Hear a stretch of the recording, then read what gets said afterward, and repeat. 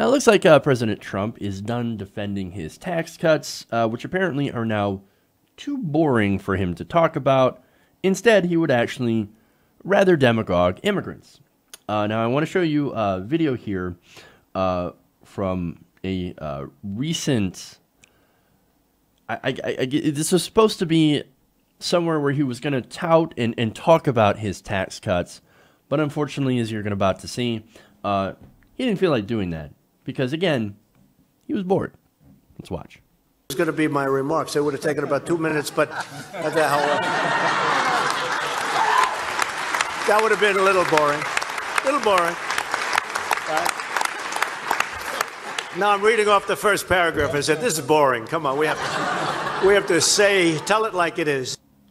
This is boring, man. Talking about tax rates and stuff, things that actually affect the economy and your family. Super boring. I mean, I don't have any sort of attention span.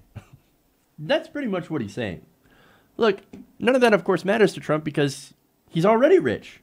And he has no idea what he's doing, despite claiming that, of course, he's a very stable genius and like a smart person, right? But look, even if he did care, he's fabulously wealthy, so he doesn't care. So he's not going to care.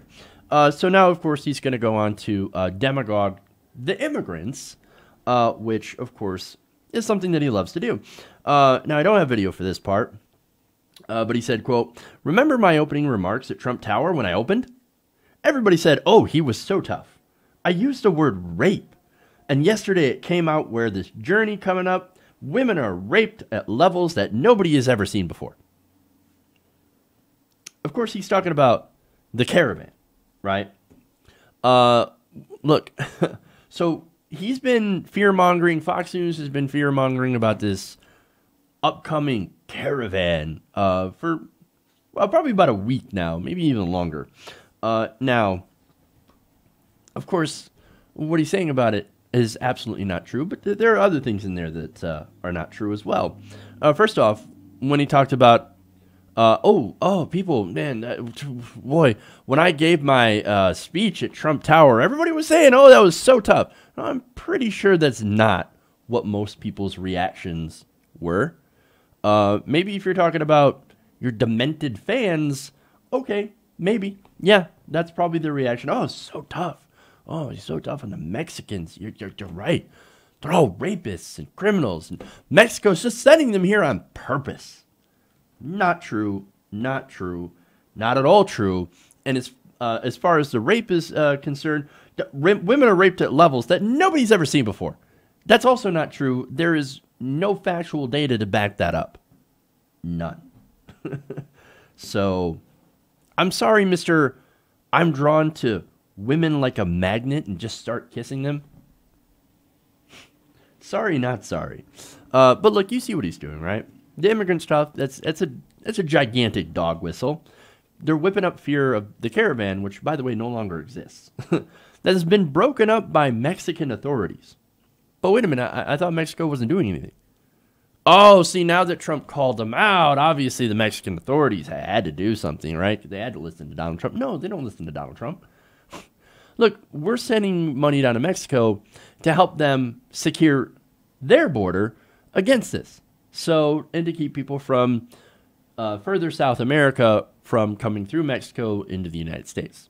Doesn't always work. They don't always catch everybody. But in this case, they did stop this caravan, which, by the way, this caravan, talking about rape and sexual assault, right? This caravan largely consisted of women and children who were fleeing violence and crime, including sexual violence. Now, what does the Trump administration, what does Fox News look at and think of? Oh my God, these dangerous women and children. They're doing all the raping. I mean, somebody's doing all the raping, right? No, the caravan was actually created, and again, I'm using their word for it. It was created to help defend these women and these children from getting raped, assaulted, sometimes kidnapped and sold into slavery, human trafficking, or just murdered, robbed on the road, all that stuff. They said, okay, well, look, we're going to go up to America and we're going to demand asylum because, look, we're being murdered and killed and raped in our own homes. So we got to get out of there. And guess what we're going to do? We're going to band together in a very large group to make sure that we can protect ourselves and we can protect each other. And that's what the whole purpose was. And unfortunately for them, the Mexican authorities broke it up. But again, we're talking about Trump here. Facts don't matter. And speaking of facts not mattering, he's going to go back to a debunked claim that millions of illegal immigrants voted. He said in many places like California, the same person votes many times. You've probably heard of that. The only place we've heard it from is you and right-wing media. And by the way, that has been debunked 1,000,000 times. But no, he's going to continue. He says, they always like to say, oh, that's like a conspiracy theory. Not a conspiracy theory, folks. Millions and millions of people, and it's very hard because the state guards their records. They don't want to see it. Wait, what? Doesn't make any sense for one, but again, that's Trump speak, so it never really makes any sense. But hey, you know what? Not a conspiracy. Maybe you're right about that. It's not a conspiracy. It is a straight up fucking fabricated lie. It has been debunked so many times. No, people are not voting over and over again, many, many times in California. That is absolutely not true. But he can't help himself. And you know why he keeps bringing this up? He can't stand the fact that he didn't win the popular vote. Even though, at the end of the day, it doesn't even fucking matter, because guess what? He's president. He's already president. He won the Electoral College. But he can't stand it.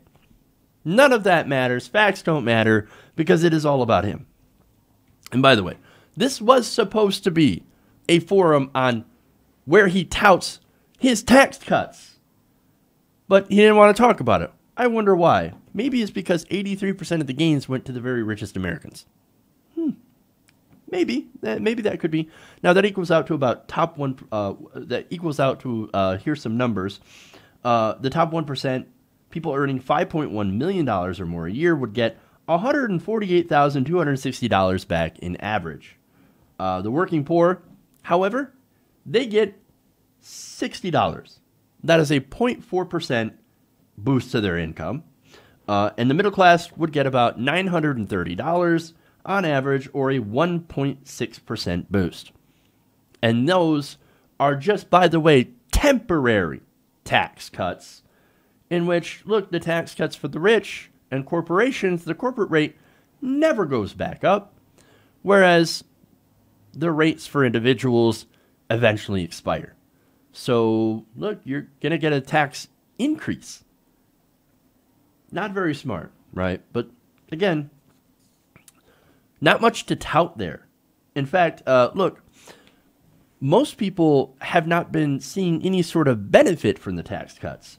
And so, and look, there's a couple of reasons why. Of course, rising standards of living, or costs of living, I should say, and health insurance premiums that are also rising, that pretty much eat up what meager tax cut most people get. So no wonder there have been polls out there that have found that most Americans have not seen any sort of increase in their take-home pay, or if they have seen it, it's been very, very minimal. For example, that teacher in which that had where Paul Ryan had touted as, oh, look at her, she saved an extra $1.50 on her paycheck every week. Wow, $1.50. While the top 1% gets nearly $150,000 in tax savings. Come on, man. Look, there's no wonder why he doesn't want to talk about it. Not because it's boring, but because it's a scam and everybody knows it. Hey everybody, thanks for watching this video. If you want to see more like this, please hit the subscribe button below. And if you want to support truly independent progressive media, please consider becoming a patron at patreon.com/TYTNation.